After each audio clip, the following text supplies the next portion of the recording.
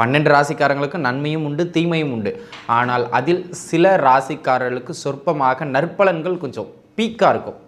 அந்த ராசிக்கு 6ல் வந்து பார்த்திங்கன்னா கேது இருக்கார், ராசிக்கு 2ல் குரு இருக்க போகிறார், ராசிக்கு 11ல் சனி இருக்கிறார். இது ஒரு மிகப்பெரிய வலுவான அமைப்பு, சரிங்களா?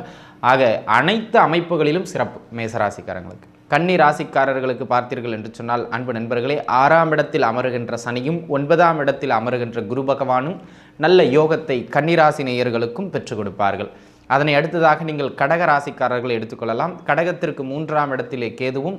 பொதுவாகவே இந்த ஆண்டு ஒரு ஆண்டு பிறக்கின்றது என்றால் சில ராசிக்காரர்களுக்கு நல்ல அபரிமிதமான ஏற்றங்களை கொடுக்கும், சில ராசிக்காரர்களுக்கு கொஞ்சம் பின்னடைவுகளை கொடுக்கும். அந்த வகையில் நம்ம இப்போ பார்க்க போகிறது அப்படி என்னன்னு கேட்டிங்கன்னா, இந்த ஆண்டில் குரு ஒரு வருடம் முழுக்க ஒரு ரிஷபராசியில் அமையப்பெறுகின்றார். ராகு கேதுக்கள் மீனத்திலும் கன்னியிலும் அமையப்பெறுகின்றார்கள். சனி முழுக்க கும்பராசியில் அமையப்பெறுகின்றார். இவர்களின் அசைவையெல்லாம் வைத்து பார்க்கின்ற பொழுது சில ராசிக்காரர்களுக்கு இந்த ஆண்டு 12 ராசிக்காரங்களுக்கு நன்மையும் உண்டு, தீமையும் உண்டு. ஆனால் அதில் சில ராசிக்காரர்களுக்கு சொற்பமாக நற்பலன்கள் கொஞ்சம் பீக்காக இருக்கும். அதாவது நற்பலன்கள் ரொம்ப அதிகரித்த வண்ணம் காணப்படும். அப்போ அவங்கள நம்ம என்ன சொல்கிறோம்? யோகக்காரர்கள். அப்போ இந்த ஆண்டினுடைய டாப் ராசிக்காரர்கள் அப்படின்னு சொல்கிறோம். இது வந்து இங்கே பாருங்கள், நல்லா புரிஞ்சுக்கிடணும். கோச்சாரம் அப்படிங்கிறது ஒரு 20% அதிகபட்சம், ஒரு 15லிருந்து 20%, அவ்வளோதான் அதுக்கு பலம். அந்த 15-20% உட்பட்டு இந்த ஒரு 4-5 ராசிக்காரர்கள் நல்ல ஒரு பொருளாதார ரீதியாக முன்னேற்றம் இருக்கலாம், தொழிலில் நல்ல பீக் இருக்கலாம், அல்லது நல்ல குடும்பம் அமையலாம், குழந்தை இல்லாத இருந்தவங்களுக்கு குழந்தை கிடைக்கலாம், நல்ல வருமான ஓட்டத்தை பெறலாம், நல்ல வெல் செட்டில்டு ஆகலாம். அந்த மாதிரி எதுவாக இருந்தாலும் அந்த 20%க்கு உட்பட்டு தான். அதை தாண்டுறது அளவுக்கு இது பலம் கிடையாது. உங்கள் சுய ஜாதகம் தான் ரொம்ப முக்கியம், சரிங்களா? அந்த தசாபுக்தியும் வலுப்பெற்றால் உண்மையிலேயே ரொம்ப டாப் ஆயிடுவீங்க.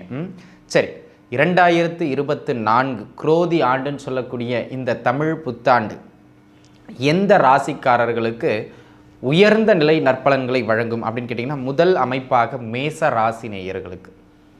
மேச ராசி நேயர்களுக்கு இந்த ஆண்டு நீங்கள் நல்லா புரிஞ்சுக்கிடுங்க.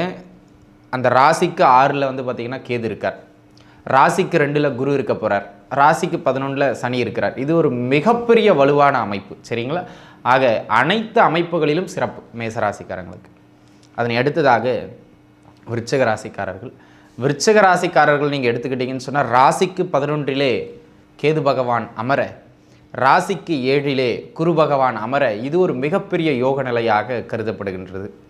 அதனை அடுத்ததாக மகர ராசி நேயர்களை கூட நீங்கள் எடுத்துக்கொள்ளலாம். மகர ராசி நேயர்களுக்கு 7.5 சனி ஒருபுறம் சென்று கொண்டிருப்பதனால கொஞ்சம் நற்பலன்கள் மந்தமாக இருந்தாலும், ராசிக்கு 3ஆம் இடத்திலே வீற்றிருக்கக்கூடிய ராகு பகவானும், ராசிக்கு 5ல் அமரக்கூடிய குரு பகவானும் நல்ல யோக அமைப்புகளை உங்களுக்கு பெற்றுக் கொடுப்பார்கள். அதனை அடுத்ததாக கன்னி ராசி நேயர்களுக்கு, கன்னி ராசிக்காரர்களுக்கு பார்த்தீர்கள் என்று சொன்னால், அன்பு நண்பர்களே, 6ஆம் இடத்தில் அமருகின்ற சனியும் 9ஆம் இடத்தில் அமருகின்ற குரு பகவானும் நல்ல யோகத்தை கன்னிராசி நேயர்களுக்கும் பெற்றுக் கொடுப்பார்கள். அதனை அடுத்ததாக நீங்கள் கடக ராசிக்காரர்களை எடுத்துக்கொள்ளலாம். கடகத்திற்கு 3ஆம் இடத்திலே கேதுவும், கடகத்திற்கு 11ஆம் இடத்திலே இவங்க குரு பகவானும் அமர்ந்து நல்ல ஒரு பொருளாதார ரீதியான ஏற்றங்களை எல்லாம் வழங்க இருக்கின்றார்கள். இருந்தாலும் அட்டமத்து மகர ராசிக்காரங்களுக்கு பாத சனியின் காரணமாகவும், கடகராசிக்காரர்களுக்கு அட்டமத்து சனியின் காரணமாகவும் நற்பலன்களினுடைய அளவு குறையும். ஆனாலும் முன்பு இருந்ததை விட பரவாயில்லை அப்படிங்கிற அளவுக்கு உயரங்களை இந்த ஆண்டு பொருளாதாரம், குடும்பம், ஆரோக்கியம் அனைத்து அமைப்புகளிலும் பரவலான ஒரு நல்ல ஏற்றமான பலன்களை உங்களுக்கு வழங்கும். அந்த விதத்தில் இந்த 5 ராசிக்காரர்களும் இந்த குரோதி ஆண்டினுடைய டாப் 5 ராசிகள் என்று நீங்கள் எடுத்துக்கொள்ளலாம். நீங்கள் அடுத்த கட்டத்திற்கு வாழ்வில் முன்னேற எல்லாம் வல்ல இறைவனை நான் பிரார்த்தனை செய்து கொள்கிறேன். இந்த ஆண்டு உங்களுக்கு சாதகமாக அமைகின்றது. ஆக உங்களுடைய ஜாதக தசாபுக்தியும் உங்களுக்கு சாதகமாக அமையுமானால் 100% வெற்றி உங்களுக்கு உறுதி அப்படிங்கிறதுல எந்த விதமான மாற்று கருத்தும் கிடையாது. அனைத்து 5 ராசி நேயர்களும் நன்றாகவே இருப்பீர்கள். வாழ்க வளமுடன். நன்றி.